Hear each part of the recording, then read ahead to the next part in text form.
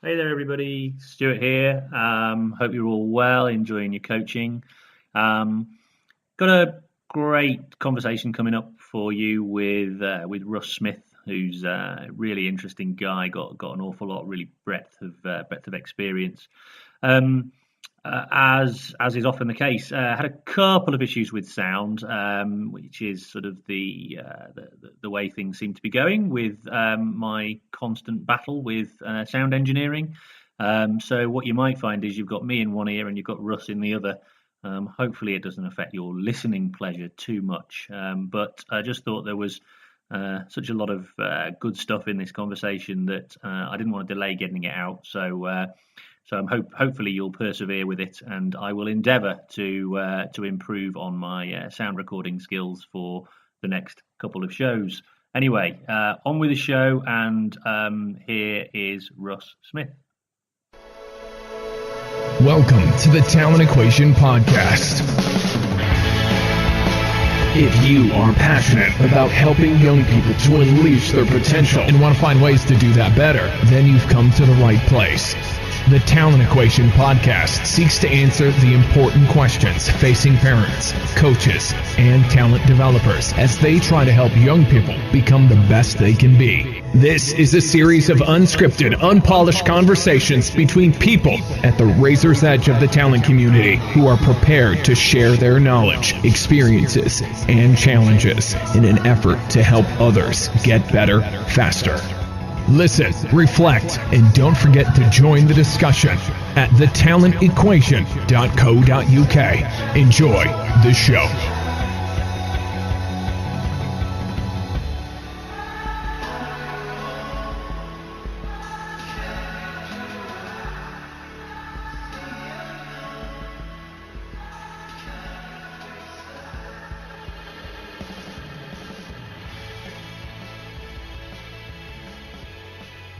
I'm here with Rus Smith, and Russ and I we know each other really from kind of our day-to-day work. Russ works within a charity that sort of does a lot of work with young people, and particularly young people from communities that where they don't have an awful lot of opportunity to participate in sport, and he does some really fantastic work there, particularly working with the development of coaches. And we've been chatting about various things over the years, and it was just a really good opportunity to get Russ on a podcast and to sort of talk about some different things. Russ, welcome.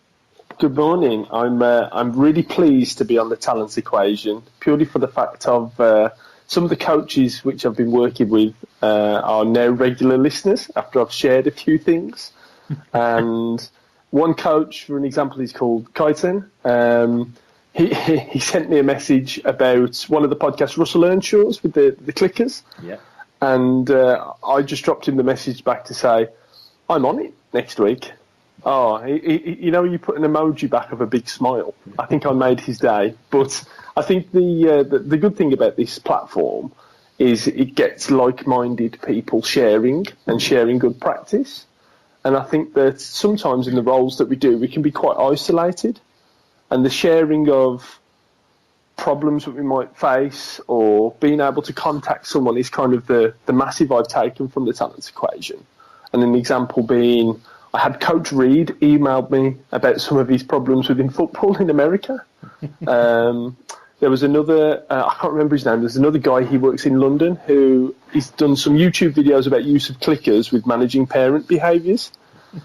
So I was able to signpost him to the respect officer of the Stourbridge District League, who just these little connections that take place by having a similar place where people who have the interest in developing young people or developing coaches can come to and kind of share good practice, really. So full credit for yourself for keeping it live and up to date.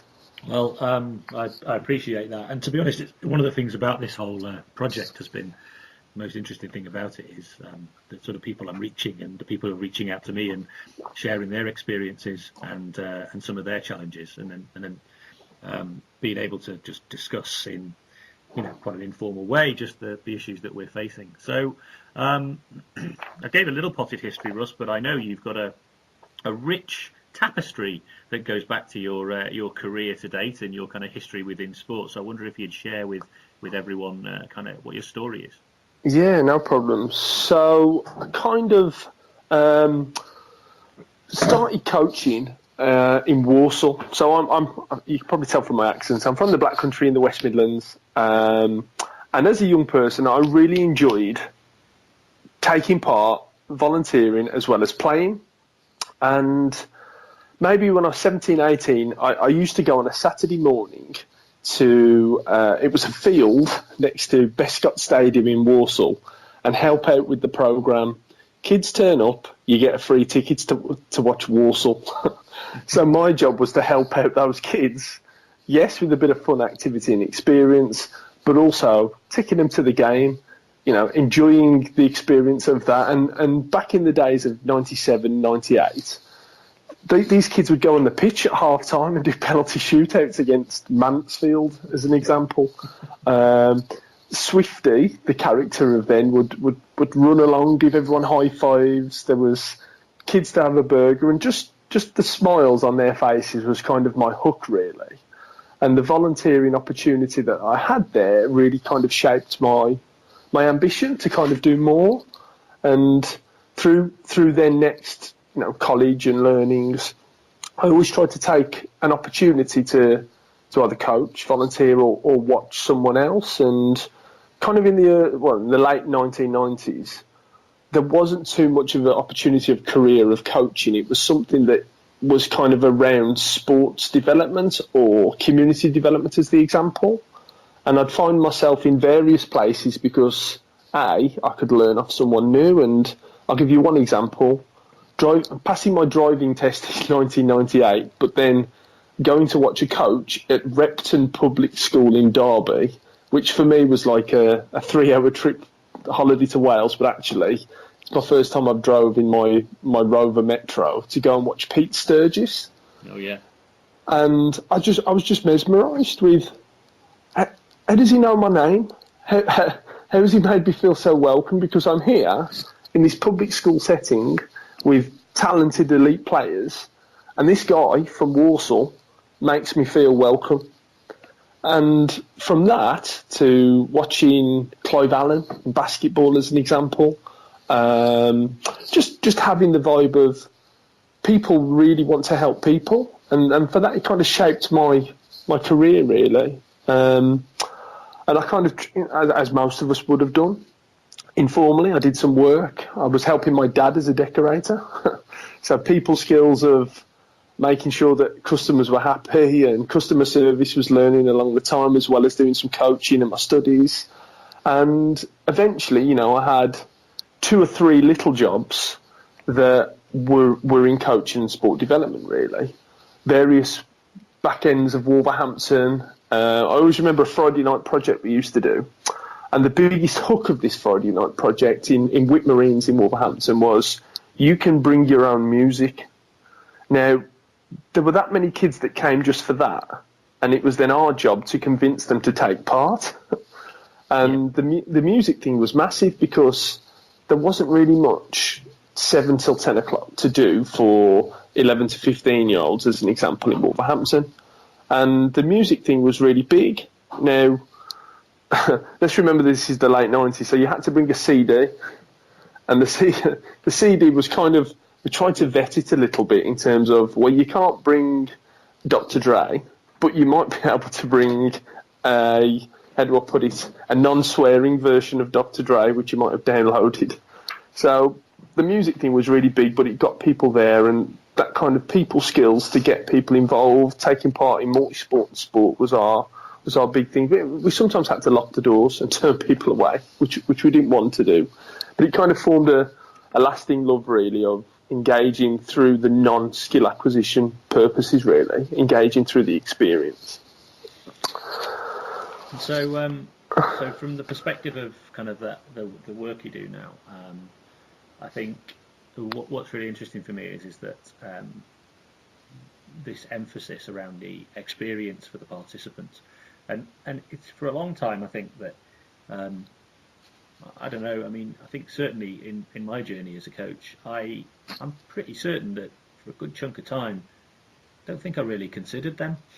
I think I considered what I was doing and what I wanted them to do, and I remember just enormous senses of frustration for a long, long time at why that wouldn't happen, and why they wouldn't do what I said or what we said that they were going to do, or how, the things that they just couldn't do it, and it used to frustrate the life out of me. And when I flipped it and started to make it more about their experience, all of a sudden, magically, I started to get results, and I think so. I'd be interested just to get your reflections on that and some of the experiences you've had in similar contexts. Yeah. I think in the talent setting, so kind of, I've worked in football for a long time, and whether that be in an academy setting or centre of excellence, for example, I always used to find that there was a difference of this is what the coach wants to achieve to have you ask the player what they want to achieve. And I always used to notice and, I suppose, try and link differently to the outcome of results rather than the outcome of person. And this penny dropped for me massively in kind of my first job. So my first real job I got was at Wood Green, which is a school in Wednesbury. And my role was school sports coordinator equivalent, really, but setting up competition, coaching in and around Wednesbury and its cluster. And we set up a football league for primary school children. And I would come across the coaches or the teacher coaches who were there to win, which was fine. But there were kids who weren't playing. So upon the question of, but there's 2 kids come today and they've not played. Yeah, but we're here to win. Okay. This resonated with me massively because A, they're 9, and B, they're on a field in Wednesbury next to IKEA. So in theory, I don't think they want to stand there to watch their friends. They want to take part with their friends. And lots of these negative bits that I might have seen about how young people aren't considered has really moulded my ethos and delivery, really, of what's their outcome, what's their motivation of being here, and how can we make the most, because we never know, in 10, 15 years time, this could be the person that's doing it for other people. Can we help to shape the better British citizen, really? And I think that people type approach or humanism has always been the theme that I've developed in my delivery, and especially with people I help and work with. But you're right, from my experiences in to win settings or results-based or talent, I've kind of had to separate myself from that because I found that goes massively against what my values are. Why do you think, though, why do you think there is this perception, though, that when you get into because I think one of the challenges for people working in a talent space, and most people work in a talent space, they don't really do just talent. It's not the talent element, I suppose, or the development is maybe about, say, 10% of what they might do, because maybe they're involved in a sports pathway or something like that. But the rest of the time they're working in what you would call a community setting. And having said that, I don't actually, if I'm honest, I don't actually like the distinction that's made. So, for example, you're working in talent if you're working in the pathway, and you're not working in talent if you're working in the community. Because in reality, the talent journey starts as soon as a kid picks up a ball or a stick or kicks a ball or starts sprinting or whatever it might be. They're all developing, aren't they? They're all learning. Yeah. I think there's a lot more people who are in the talent space than probably they think they are. But what's interesting is when we get into what people commonly refer to as a talent context, they sort of think it changes. They think that this element around the participant experience changes, and actually it becomes less about them and more about what they need to achieve or what we want them to be able to achieve. And I actually think that's where we go wrong, because actually it still needs to be about them. Now, there is a slight difference in the sense that there might be a bit more challenge placed on them to do things that they wouldn't otherwise want to do, and I describe that as that's the kind of broccoli McDonald's context, isn't it? Because when I get a group of kids together, or my kids, and ask them what they want to eat, they're going to say, "Yeah, I'll have that burger and fries, please." And well, hang on a second, there's some veggies over here. Don't make you feel. Yeah, a fruit bag. Yeah, exactly. That'll be good for you. Yeah. And actually, part of the skill of working in talent is to help people understand that what they want may not necessarily be what they need. But even then, it still has to be based on an understanding of the experience that they get. It still has to be compelling. It still has to be engaging. It still has to be. Still has to bring them back, and it has to ignite the fire within them. Those things still exist. So I don't understand why people seem to think that results matter all of a sudden, just because we're in a talent context. I think what I've experienced, and there'll be two lines of thought to this. In the early 2000s, in kind of my experience through football, there was lots of people that just wanted to move up the ladder, and they deemed success of I work at the academy or rather than master your craft with helping those who might not be as able or getting them to be able. It was, this is where I work, this is my kudos, my status. And sometimes you miss that humanistic value within that pathway then, because you've kind of fast-tracked it. And the results bit, or the, this player's gone here, or I've won this, was the bit of the feather in the cap, rather than this person, they had a great time with us. They don't play for that club anymore, but what they do is they still play recreationally with their friends, and he helps other kids. It's not, it's the value of both, really, rather than the value of, he's good or she's good, they've won. Looking at that, what actually could be a measure of success that isn't performance. That's an interesting one, because I get questions about this a lot from people working in different context schools, some private schools, prep schools, this, that, and the other, where results are marketing. And I think for a lot of coaches, results are marketing because they're it's marketing their ability in theory. Correct. And Correct. I'm not sure we've got the. So my question to you is: you've just mentioned there about measures other than performance. So what sort of things should we, or would you advocate that we look for? Yeah. Well, I had this chat based on one of your other podcasts with another colleague or affiliate of mine. So I always remember the chat that you had about no school puts on their webpage, front page, this child got a C, or this child got themselves a job. It's always, these are the A stars, these is who's done what, etc. And during my time, I worked for a good 10 years in West Bromwich, and I had two roles. One was in regeneration, and with regeneration, my role was developing new coaches, new participation activities under the banner of West Bromwich Albion in the FA.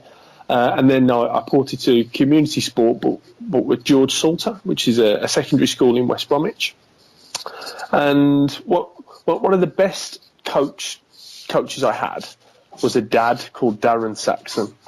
And this guy, he had two teenage sons, but the key about him was he knew every kid on Clay Pit Lane, it's called. And for me, he became the eyes and ears of everything. So from a time of lead piping might get stolen, or motorbikes on your pitch. But with Darren Saxon as my employee, this didn't happen because the recruiter of the recruiters was really key. And the chat we had was, there's kids now that we see as adults, and to answer your question, who aren't in jail, who are working, who are volunteering back at some of these initiatives we set up 10 years ago. They have their own kids.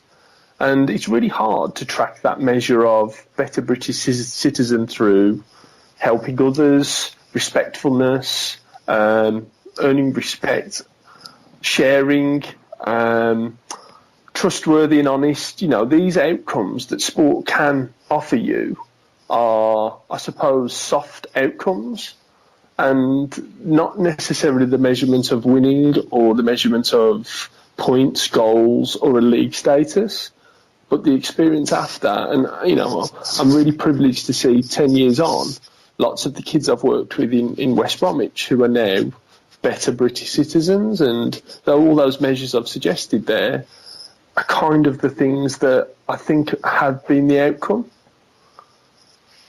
But it's not going to get you a job. No. A job as a coach. It's not going to get you a job in a performance pathway.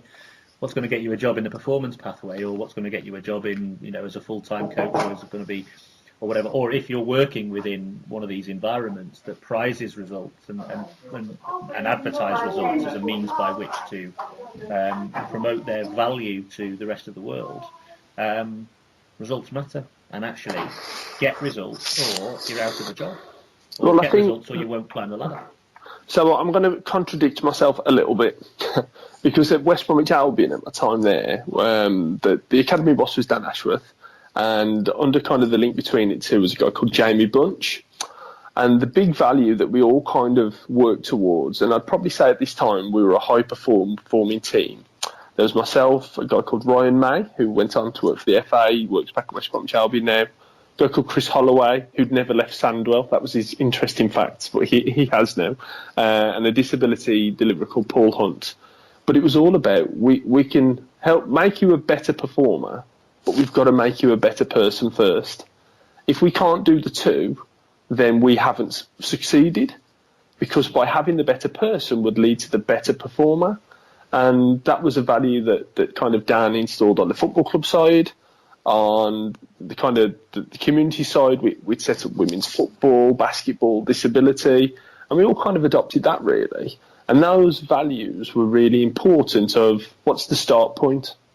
So if it's someone's first ever experience to come and try basketball, shall we say, then actually you're going to meet us and we're going to shake your hand, no matter who you are or where you're from, and make you feel you're wanted here. That, for the example, then would help with the better person act. And, something I learned from Justin Price was, if people know that you care, they're kind of more likely to care what you know. And that's the mechanism that could help performance. That's the mechanism that could help learning and respectfulness and motivation and determination, by getting to know them and what their journey might have been, or their track to get to where they are now. If you know that, you can help to shape that in the future. I'm going to drill into this in a little bit more detail, because I think there's some good examples that you can probably share with the work you do day to day. But before we go there, I need to just play devil's avocado here. So I was in discussions, as I often do, on Twitter with an individual, and I just want to replay to you kind of the conversation that we had, because it was in reply to there was a nice article shared about kind of the nature of coaching and how coaching should look, and it was talking about a lot of the stuff you've talked about there, about that the kind of humanistic approach, and making players, allowing players to be happy, and really enabling them, and the response was pretty scathing, and not particularly positive. No surprises there. But one of the things that was said was, that sounds like a recipe for rec ball. Now, what that is, so it's obviously an American coach, right? So obviously in America they obviously have what you call travel teams and rec teams. So rec is you just stay in your locality and you basically play recreational soccer and, or whatever sport it is, and the travel teams go away because they're the best, right? So they pick the best kids from an area. So if you get on a travel team, you're seen as being one of the better players. So his argument was that all these humanistic approaches to coaching, looking after people and developing them as people, etc., that's just a recipe for rec ball. So how do you answer that one? I can answer that really easily. So how do you know that the rec team, as an example, those players within that don't have the potential to be the travelling team? And lots of examples over the years I've worked with, it could be down to situations that the coach or the player can't kind of change. So single parent families, it could be. I had one. I tell you what, this story probably sums this one up really well. So in my time at George Salter, we were lucky we had a Sporting grant for new netball courts and a netball development officer, and we set up a netball club based on the fact that there was nothing going on for girls. And this netball club now thrives, but the journey of it's really interesting. And in the talent area, there were 3 girls who pretty much had the DNA makeup of tall, strong, fast to play netball. But because there were another 3 siblings to that family, you just couldn't get them there. And you couldn't get them there because of childcare, helping out with mom, shopping, other things. That family life kind of predetermined whether they would become a player or just not come at all. And the rationale of humanistic of, let's go and speak to mom then, and let's put provisions on for all of the kids so that 6 of them could be there to allow opportunities to develop and get to know them. And that humanistic approach of getting to know them, their context, their family, makes a big difference, because one of them now plays for Wasps Super League. One of them now is in the England youth setups for netball. But that only happened through intervention and getting to know them, that person, their motivations and restraints, to allow context of coaches to put on relevant provisions for them. Yeah, which, I mean, makes sense, I think, to so many people. But it just fascinates me, though, that there is this mindset out there that, so this was the actual line, by the way. They're looking for coaches who'll create positive, enjoyable, interesting and engaging sports experiences for them based on their, i.e. the kids and the parents' specific needs. So to me, that's like, yeah, that makes sense. And the tweet that was associated was hippy dippy alert. So that's seen as, tree hugging, kind of nice to have. And the rationale is that actually the path to excellence is difficult and challenging, and therefore we need to make sure that these young people are given difficult and challenging experiences, otherwise they're never going to make it. It could be challenging enough just to get there. And, I mentioned before a colleague, has probably shaped a lot of my past, called Jamie Bunch. He worked at Tottenham for a time with Grant, and he did a little bit of a study about those kids who would have to get 2 tube rides and a bus just to get there, over the kids who were dropped off in the Range Rovers or, more parental support. And the life skills that those kids learned with I've got to be out on time, I've got to get my bag ready, I've got to get 2 tubes at the age of 13, 14, was massive of how they were more socially developed and more resilient and prepared for life, really. And I think that, to contextualise, to say you've got to be challenged as the athlete perform, and it's really hard because there's so much other things that happen in the journey of just getting there. And it's the understanding of that, I think, that will really help more holistic approaches to uncover more talent in various areas. This is, I think, an important point that you make there that I think seems to have been lost is, I appreciate this. There's a lot of research out there about, talent needs trauma and, but by the way, talent doesn't need trauma. But there is a research that shows a correlation between, elite sporting success and overcoming some form of life issue. Not that it means that everybody needs to go out providing, creating traumatic experiences for people. It just seems to me there's a correlation. However, we know that ability to overcome adversity and ability to meet challenge head on is an important aspect of any young person's. I think it's a life skill, isn't it? It's something they need to be able to develop. And I do sort of agree that there is a danger that we become.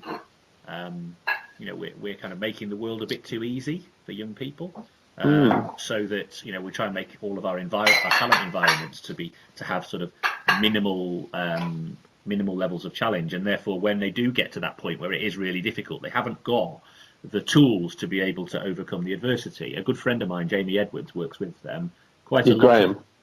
Yeah, quite a lot of high-profile footballers, in particular footballers, not only footballers, but and a couple of them, pretty high-profile players, have said to him, the football's the easy bit. It's everything else that I've got to contend with that makes such difficulty, because it's actually dealing with these kinds of challenges and issues, because they've been talented and therefore they've had a relatively straightforward developmental journey, and it's only when they achieve, when they reach some sort of difficulty that they actually then find it hard to manage that.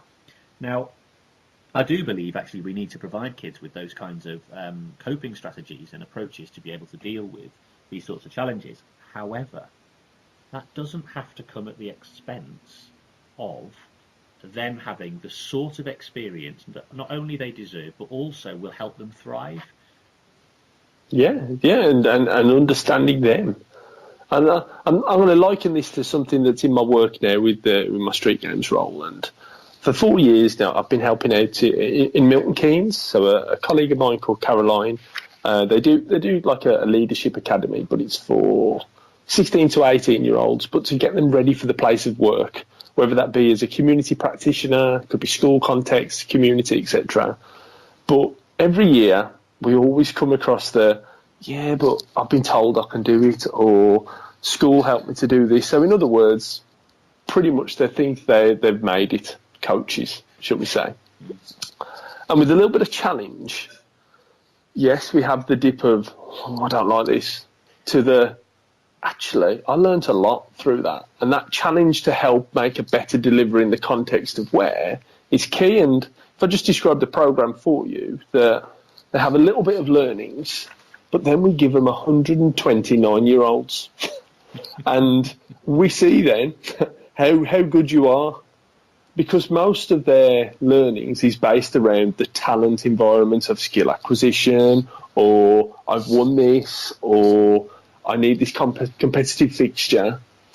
But they're put in front of young people who go, I can't do this. I'm struggling to catch. Or I'll give you a good example from Wednesday just gone. A young person who basically just wanted to tell them a story about their weekend.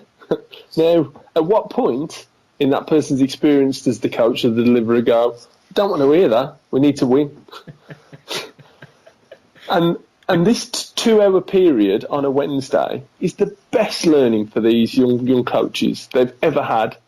And we're 5 weeks in now, and I saw differentiation being delivered this week. I saw listening skills improve. I saw smaller game-based activities rather than, but I can play football. Why can't these 9-year-olds?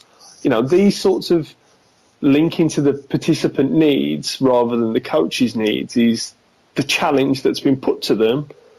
And yes, it's stressed them, but they've had to adapt to suit. And I found that sort of resilience, to link the context of the question, is really helping out with better deliverers in the future, making it about, what's real rather than what you might work in if you want to go a certain way. Most of the coaching population will probably be of mixed ability, of various backgrounds, and half of them probably won't like sport. So how can you utilise your skills, your learnings and your experience to make it, they do like it. They like me. And by liking me, it's because I've got to know you. That's the key thing, isn't it? I think the bit that's sort of missing is that, when you hear people talk about the great coaches that they've met in their journey, like you mentioned right at the start when you met Pete Sturgis, this is an individual who didn't have to go out of his way to make you feel welcome, didn't have to know your name, didn't have to have spent the time knowing that, but chose to. And he chose to because firstly, that's just the way they're made. They just believe in people, but also they understand that the experience that they have, the experience that they provide for anyone who's engaged with them in some respects, they should give them their best. Absolutely. And if the best is the basics of, oh yeah, how are you? If I don't remember your name, I'm just going to remind myself, what was your name again? I want to give you that time that's deserved, really, because we just don't know if that's the next best player, best coach, best volunteer. But that's an opportunity that we could miss. and really shaped my kind of thoughts of how learning is done, is about that approach. How, if I can value you, your context, where you work in your environment, I can really make a change there in the role that I do, whether that be in my work with street games or with the Stourbridge District League, around by where I live. And these kind of connection, or the value of journey, or valuing of you in whatever platform, media or face-to-face, I'm going to acknowledge you, and I'm going to follow up rather than just turn up. That's a key thing.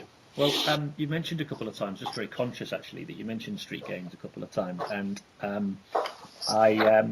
mean, there's probably some people who have never heard of street games, both in this country and in some of the other countries that people listen to the podcast from. So, tell everybody a little bit about what street games does, and kind of what your day-to-day work involves.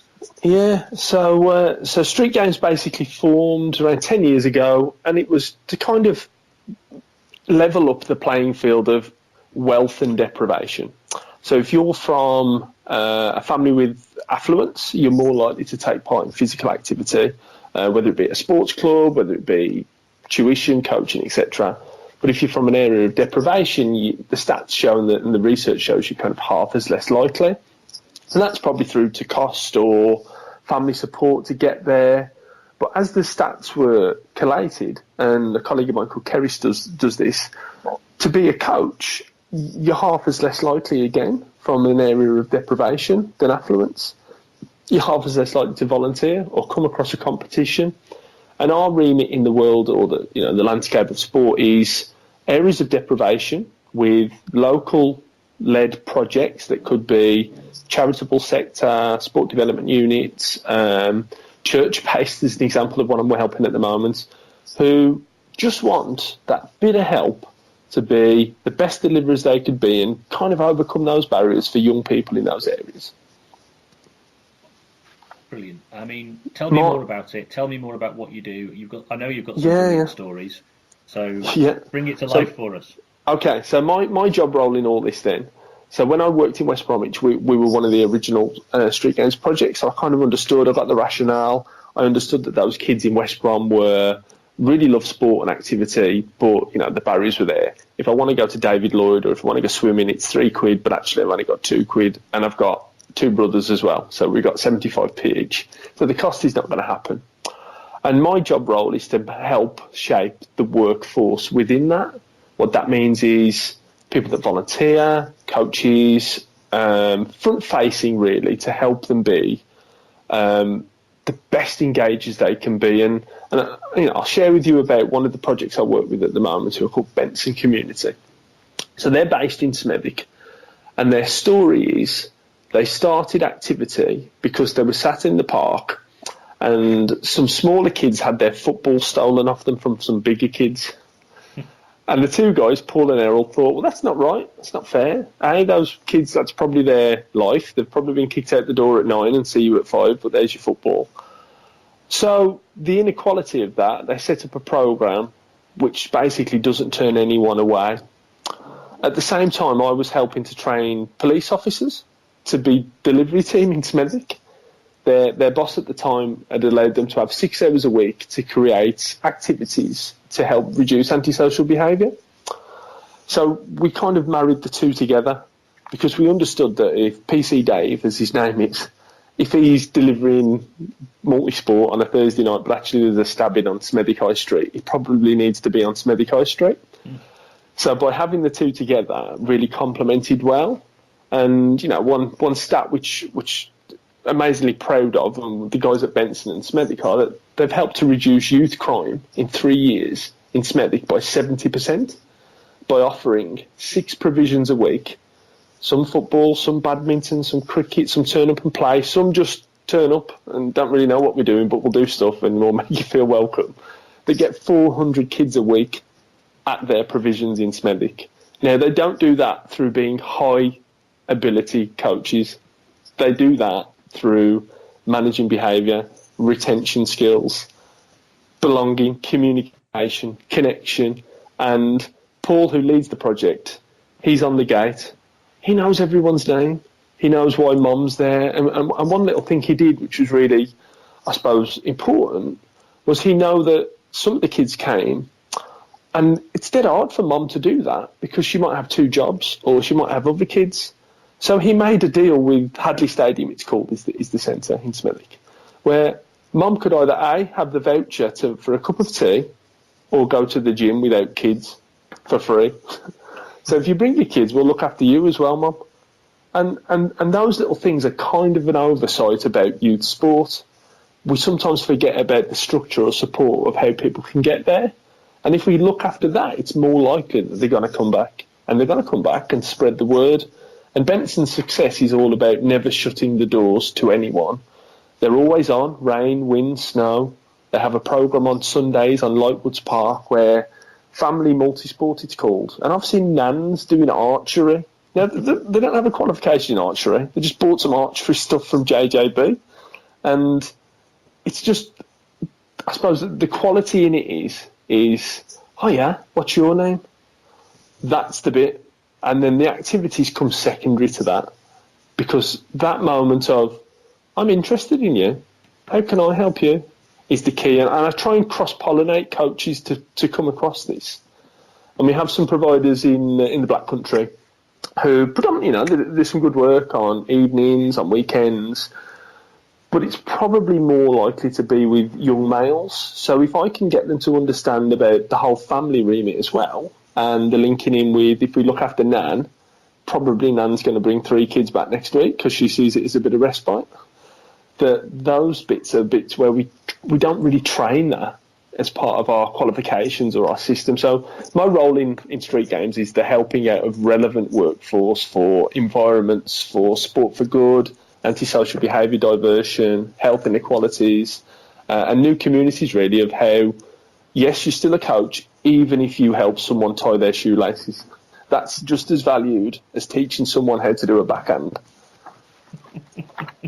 Well, I mean, this is one of the reasons I wanted to get you onto the show because a lot of the time we're talking about sport in traditional contexts, within a kind of a sort of a club environment or an academy environment or something along those lines, and not in any way seeking to denigrate or reduce that, because that's an important part of that, important part of the whole landscape, and I do believe, as you know, that people out there who are doing that work, they get very little support. But the stuff that you're doing, and that with the people who are, working in their communities, and that kind of variety of being able to take people from different walks of life and spot something in them that that they might be able to help others on a journey towards physical activity.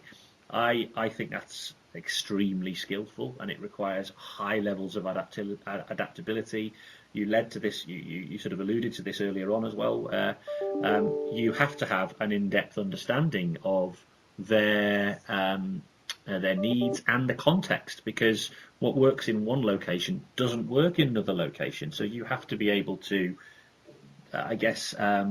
create a learning offer and a development offer that is tailored to them. Yeah.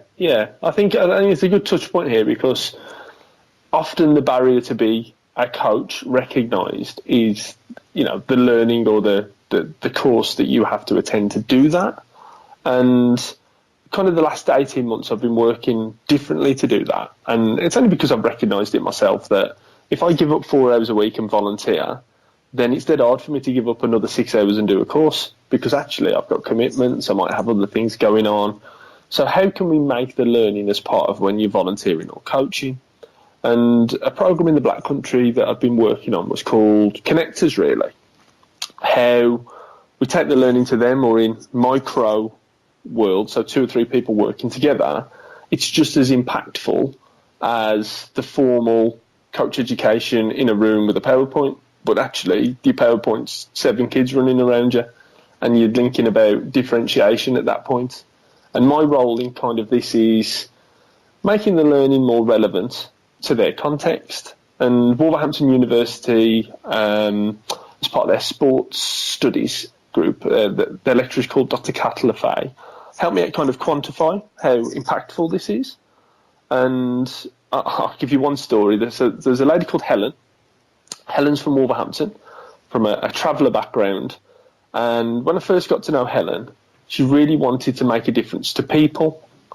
She didn't tell me she wanted to be a coach. Difference to people was the word she said. So I said, how? And her background was belly dancing. And I was like, well, do you know what? I'm dead sure there's not a national governing body level 2 in belly dancing. So I can't really help you there. But then I thought about it and went, well, how about if I help you to be better at organisation, engagement, retention, a little bit of skills in there to kind of diversify a little bit if you need to. So I undertook this bit of work with her, and her making a difference to people was that she was from a traveller background, which meant that she moved around a lot, but still moved around in the West Midlands, so still Wolverhampton-wise. And she'd never thought that she would have the skills or confidence to be able to deliver what her enjoyment and passion was, belly dancing and activity like that. But I went to her, she came to me a couple of times, but I introduced her to a guy called Kurt who runs a programme called £1 Fit in Wolverhampton.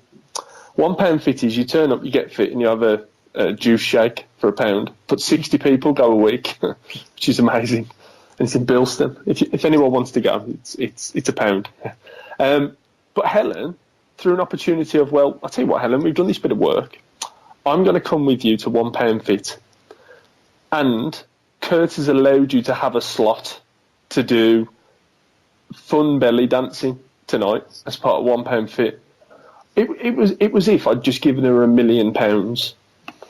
The difference to this lady of, I don't know, job centre's telling me to get a job, I have to move after this, to, wow, I'm delivering belly dancing. But that's only because I stripped the context out of level 2 type learning and made it in her setting and her time to get the outcomes. Now she engaged, she planned it.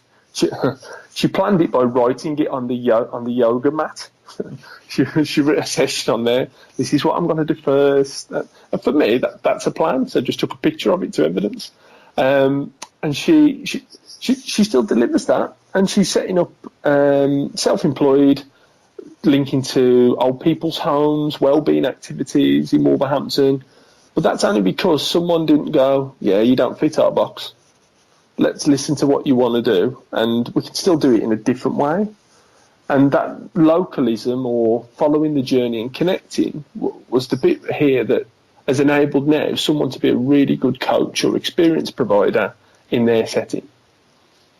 So, given that your day-to-day, you operate in this space, which I think is a world away for so many people, you know, if I imagine that a lot of people will be literally just sort of their eyes open, knowing that there are people like Helen doing what she's doing. There's people like Kurt doing £1 Fit, and they're out there working in their communities and helping other people, and doing so for, you know, very little material gain.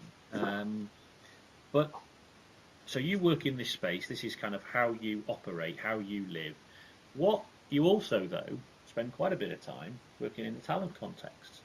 Yeah. And so what I'm interested in is, what do you take from what you do day to day, and what does it then apply in that talent context, and how does it kind of make you more effective at what you're doing when you're coming to work with those young people who've now taken the step towards that kind of journey of sort of exploring their potential? Yeah, I think for me, it's that anything is possible as long as we're all on the bus approach. But to get you on the bus, I need to know where you want to buy your ticket to. So the understanding of why you're there, how can I help you to do that, and what things might be your barriers along the way.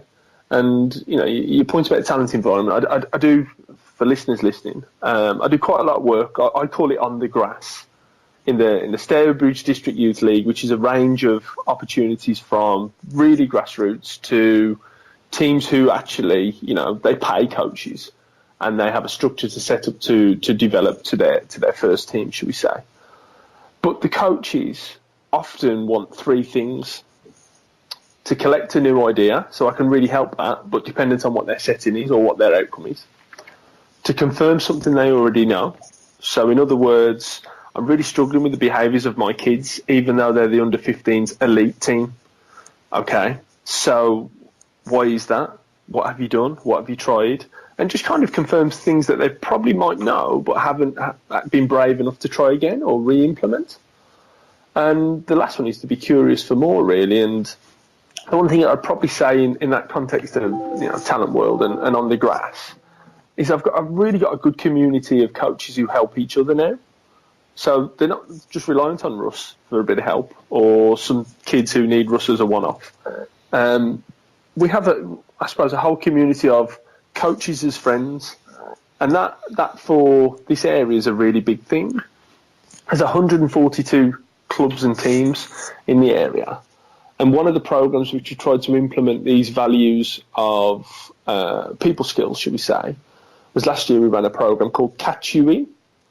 And all that meant was, if we see doing nice stuff with kids, so one guy gave Jaffa cakes out at half time, one guy was high-fiving kids all together. One guy was, I've got to share with this, one guy, he didn't do man of the match, he did man of the match attacks.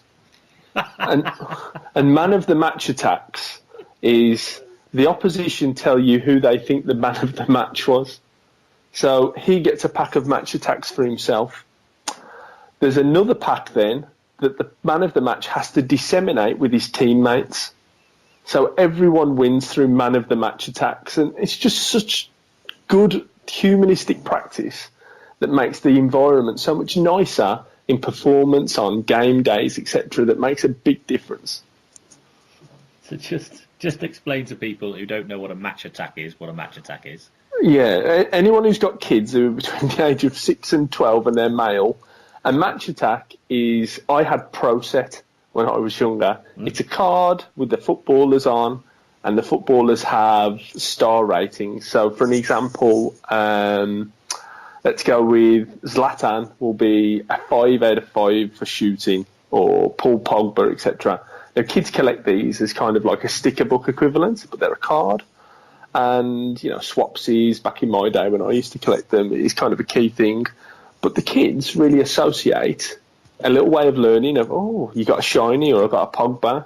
But man of the match attacks became just something so easy to share. And, other coaches, one coach sent me a picture yesterday of how you can get a match attacks of your own players. So you send in the photos and they make the cards, and, such a nice thing. That the kids can go, oh, I need to swap you can swap with me, of themselves. And simple ways of recognising hard work, effort, respectfulness and friendliness is key, rather than you're the best, but the other 7 people that helped you aren't. I love the fact, though, that as part of that is, so it's the opposition voting for the player that was the kind of the best against them. And for then that individual to then share out to others within their team, recognise them as well. I think that's a really nice and actually really powerful mechanism by which to sort of, create, well, you mentioned it earlier, connection, which is a bit, I think, that's often lost. Yeah, well, for £2, that's what you get. And I think, it's such an easy thing. One coach, a couple called Cuford, who I help out with quite a lot, he does moment of the match. Now, the moment of the match could be anything. It could be the person who just went out of his way because no one else wanted to go in goal, and by chance he made a kick and it kind of bananaed and went out for his own corner. That could be the moment of the match. Or it could be someone trying something new, rather than the recognition of the most goals or the best player. Moment of the match is done on things that you've tried that's new or different and might have gone wrong, might have gone right. And I think these sorts of holistic approaches will encourage more confidence, and young people try new things rather in the fear of, if I fail, I'm not going to bother again. And that's one of the, again, this is where it sort of comes back to, you're starting to de-emphasise results and outcome, then you're starting to emphasise the action, the activity itself and the value of the activity itself. So that for the kids becomes the important thing, doesn't it?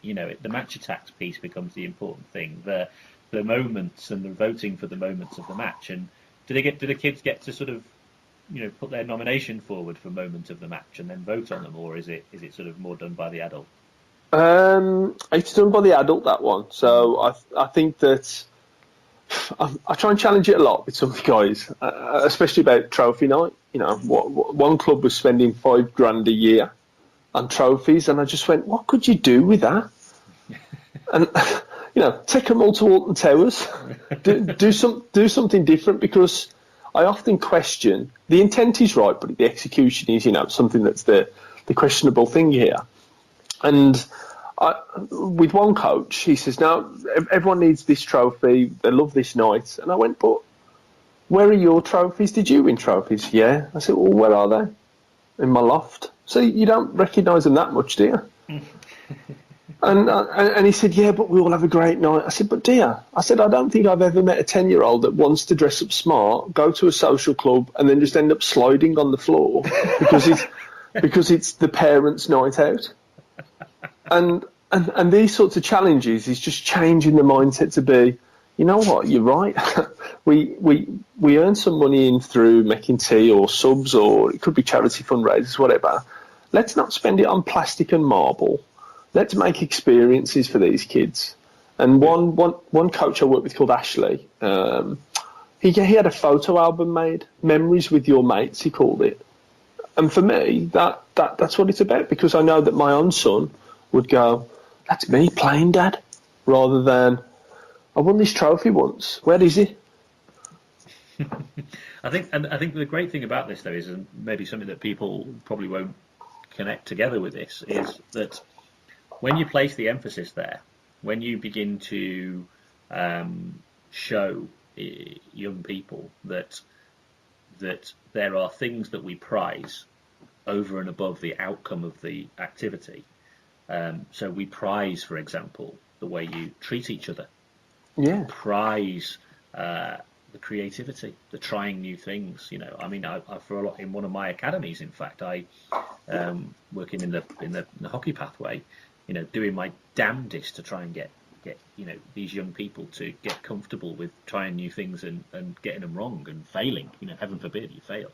I used to give failure points, in the game, and then we'd afterwards we'd get together and we'd have a vote on, the fail of the day.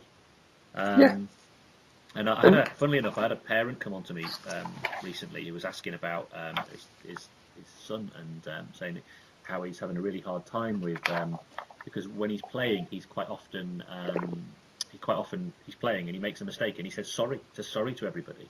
And the dad was saying to me, I don't want him to say sorry to him because I don't want him to draw attention to the error, because other people might then, if he's in a selection context, that is drawing attention to the fact that he's made an error. And I said that's not what you want to worry about. What you want to worry about is, why is he saying sorry? Why does he feel the need to apologise for getting things wrong? And so I said to him, I was pretty pleased with this one. I came up with it on the spot, which was, you need to explain to him that failure is the fuel of flair. Yeah, yeah. Well, it's a great learning tool, isn't it? And then, part of my mantra of coaching the coaches, should we say, is it's nice for them to see things not go right for me. And a good example of that, I was talking to a colleague of mine last night, and he said, Rus, you're so right that often when, I suppose, if the context is CPD or a course or formal learning, I don't think any adult has ever coached other adults who want to be coaches in their grassroots club. So it's so much better if you can, because none of these clubs, teams, or even in street game settings, there's always kids that want to take part in stuff, that you can have the opportunity to help them in their context. And I think that making it real is the bit where they can see that you're not perfect either.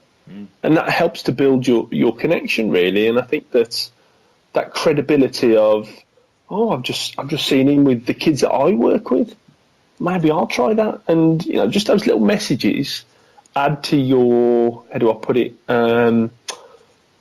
connection with those coaches over time.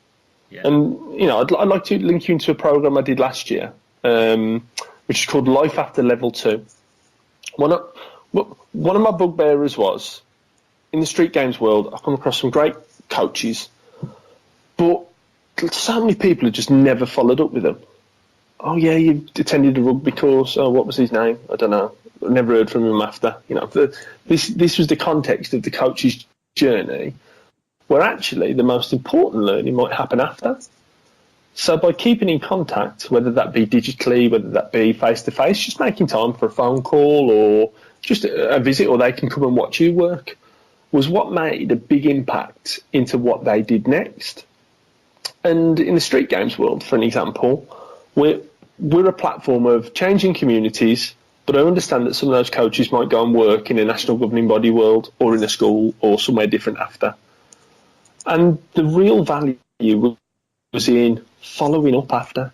So tell me what you learned, tell me what the messages were, and where do you want to go? And just linking that little bit of mentoring, should we say, to tailor how they deliver, has some really good exit routes. And I'll give you one example. There's a coach called Taiwo from Nottingham. Now, Taiwo, he used to be a really good basketballer, but he broke his neck. And through that, therefore, lots of teams, clubs wouldn't take him on because he was an insurance risk. But through getting to know him and following up after, this kid loved to dance. So he's now set up a break dance b-boy type thing. I'm trying to sound cool here, Stuart, but that's what it's called, yeah? B-boy, I think, in Nottingham, where he's used his skills of coaching, connection, differentiation, rotational activities, should we say, to engage young people in dance. Now, he's set up a business in doing this. Now, this kid at the age of 19, 20, he told, well, you've had a broken neck, you can't play sport again. So where does he go? But through doing some sort of course, what's after? The value was definitely after with him, because his questions were more along the line of, right, I learnt these things, I understand that, but Russ, what's self-employed? What does that mean? Or tell me the value of, if I do operate for this age group, what do I need to know? Because the learnings on course are sometimes impactful, but it's more impactful the social learning after, or the trying and doing it, the failure or setting up and having a go. You learn so much more from it. And Taiwo's a great story, really, because he now helps Nottingham City Council with their provisions on the ground. And that's a really good example, I think, of why I think contextualised learning is so important. So it's important for coaches because we are problem-solving machines as humans, and we learn best when presented with a problem and overcoming that problem, because it really resonates and sticks with us. And I don't think there's any formal learning course that can come up with scenarios that are going to prepare people for all sorts of eventualities, because everything is driven by the environment that they're going to be operating in. So the context is important. So having that follow-up support is. I sometimes think that I've been watching Blue Planet 2 recently, and I sometimes think that the way we train or educate coaches is the equivalent of how turtles produce, where they lay their eggs and then off you go, just into the big blue sea. And if you get, if you come up against a giant frigate bird that's coming down to swoop on you, you're on your own. I just absolutely feel like it's we're not giving people enough support once they've kind of had their learning, their initial learning. And so one thing that's been really nice, so in my role at Street Games, we've redesigned how we've done formal education programs, so that therefore we have that opportunity to link on whatever format it is, digitally, in their workplace, context, going to visit them and building that connection over time, rather than here's your block of learning, see you in a bit.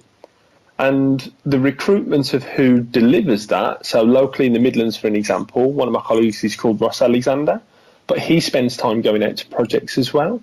I have another tutor with me called Zikel, and Zikel, he's from one of these projects. So over a 10-year period, he understands what it's like to be a volunteer coach on the front line.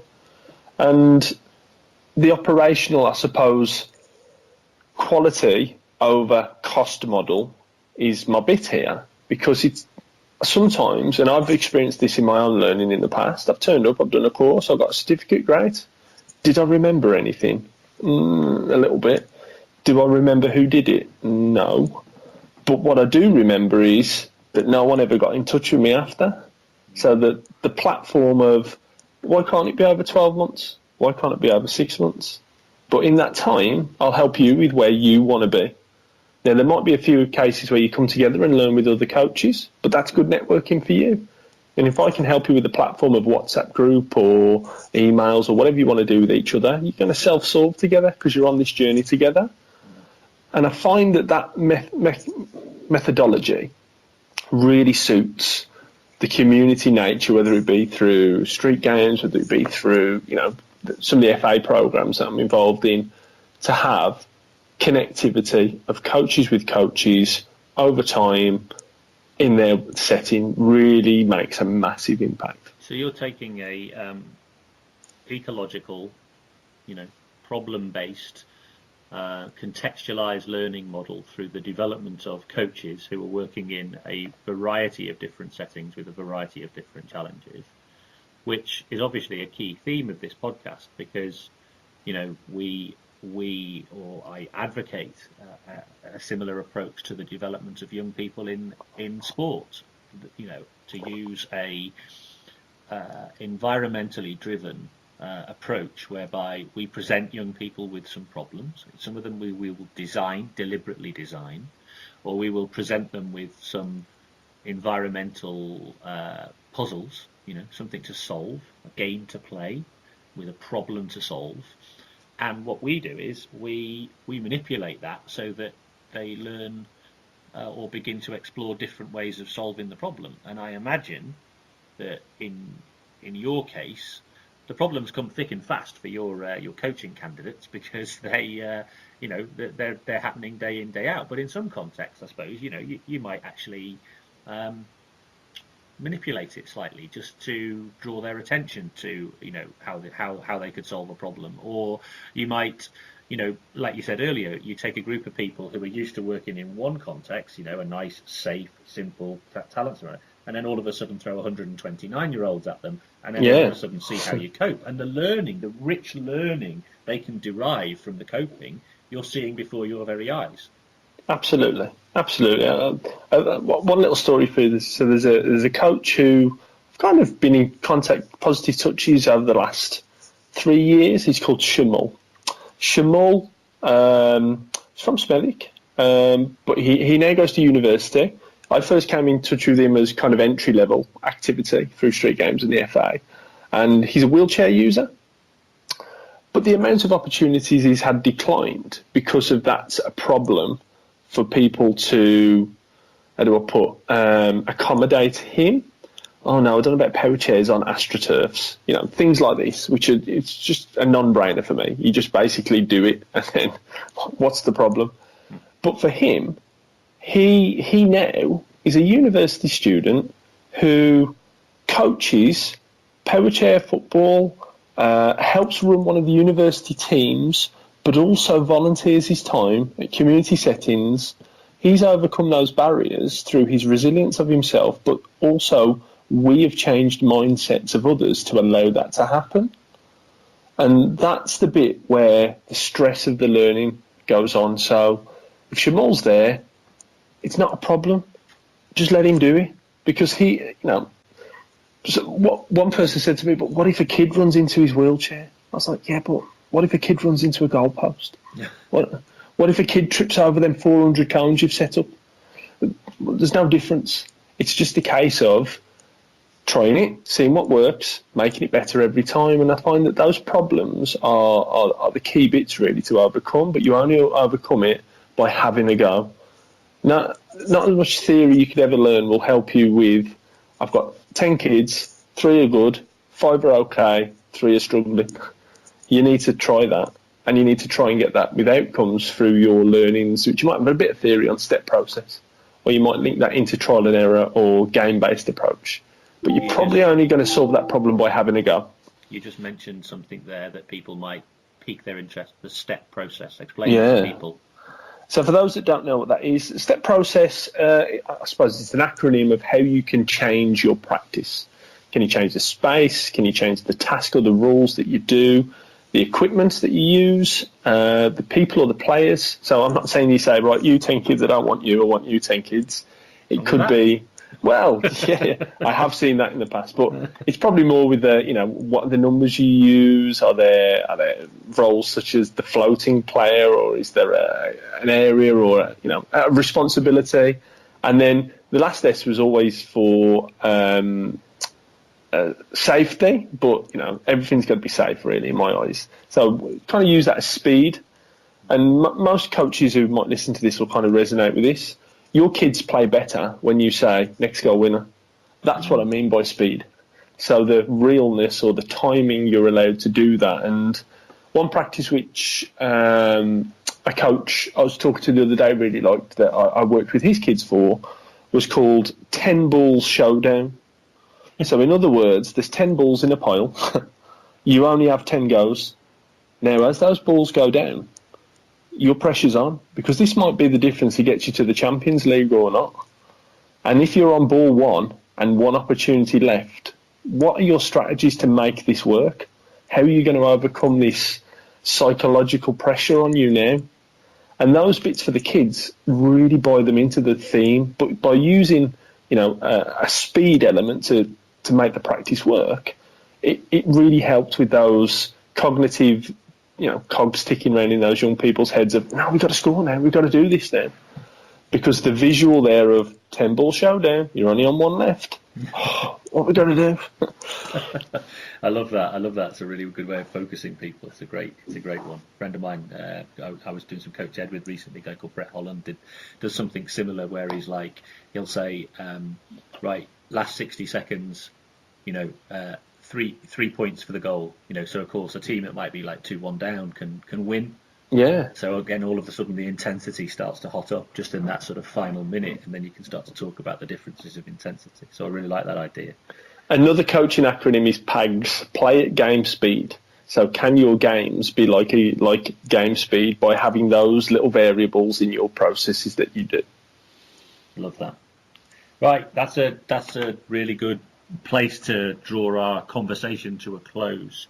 Russ, eye-opening for me. I mean, every time I chat to you, you tell me something new about, and I do love the stories you tell about kind of people and some of the things that they do, because for me it really brings to life the power, the power that coaching plays in the people who are coaches, and the role it can have in really helping them to develop aspects of themselves that maybe they didn't even know were there, but also the power of of what those people then can do for others. For me, it's like, and I obviously would say this because I've sort of dedicated my career to developing coaches, but it shows to me that kind of dual benefit, if you like, or that win-win scenario of working with people to help them provide experiences for others. And I think you bring it to life so brilliantly with some of the stories you tell. Well, if you ever have an occasion where you think, do you know what, I need to get a Smedic, I will show you this face to face, as one of your colleagues saw this week. And the rationale of, I suppose, one thing that's always stuck with me is a person in sport is a person out of court, and how the project in Smedic started through the police program and what it is now is down to those rationales of, let's get them engaged. The reason why they're engaged because they're not committing robbery or antisocial behaviour, etc. But they're not there for the sport. They're there for the people and feeling wanted value. You're ever in Smedic, I'll take you to some of these programs to show you, and linking those humanistic values. There's a little bit of skill acquisition, but the humanistic values win hands down. You have just given me the title of this podcast. A person in sport is a person out of court. I love it. Absolutely. Russ, this has been a great conversation. I really appreciate you taking the time to talk to me. Before we go, though, I know you're fairly active on social media. Yeah. How do people, if they want to, I know Coach Reed, the silky smooth voiced Coach Reed. That's what drew me in, the silky smoothness. I'm so jealous of his voice; it's unbelievable. Anyway, he's I know you've been in touch with him, but if other people want to reach out and kind of find out more about what you're up to and all that sort of stuff, where can they track you down? Yeah, so anyone, if they wish to link on Twitter, it's probably a good place. So that's Rus Smith 0907. And I'm pretty flexible on emails, phone call, whatever. And if anyone wants to email me about sport for good, kind of the street games type stories, it's Russell with 1L .Smith at streetgames.org. Or if you're just interested about some of the catching you in type man of the match attack stuff, then I do have an FA email as well, which I utilise for sharing some of the football-based stuff, and that's Russell with 2 L's. I don't know why they spelled it with 2, but anyway, russell.smith@thefa.com. Russ, that's brilliant. I really appreciate you sharing your experiences with the Talent Equation community, and best of luck with everything that you do. Thank you.